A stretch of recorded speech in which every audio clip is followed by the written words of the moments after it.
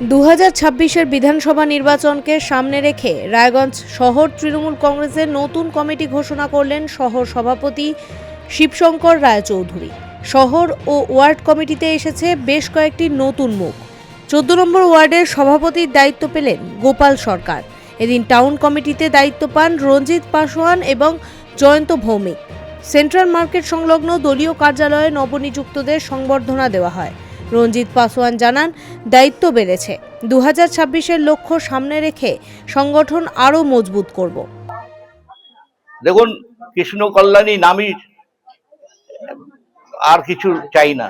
হ্যাঁ, তো এখান থেকে আমাদের ওয়ার্ড থেকে গতবারও লিড হয়েছে, এবার আরো বেশি করে লিড হবে, কারণ আমরা সবাই আবার সজাগ হয়েছি, আমরা আবার লড়াই ময়দানে নেমে গেছে, আমরা আবার লড়াই করব এবং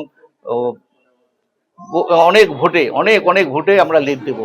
টাউন মহিলা সহ সভাপতি অনিতা সিংহালাল জানান, মুখ্যমন্ত্রী মমতা ব্যানার্জির মানবিক প্রকল্পে সাধারণ মানুষ উপকৃত। 2026-এ আবারও তিনি নতুন সরকার গড়বেন। সব মিলিয়ে নতুন নেতৃত্বকে সামনে রেখে 14 নম্বর ওয়ার্ডের নির্বাচনী প্রস্তুতির সূচনা হলো। রায়গঞ্জ থেকে রামকৃষ্ণ দাসের রিপোর্ট, বিগ নিউজ বাংলা।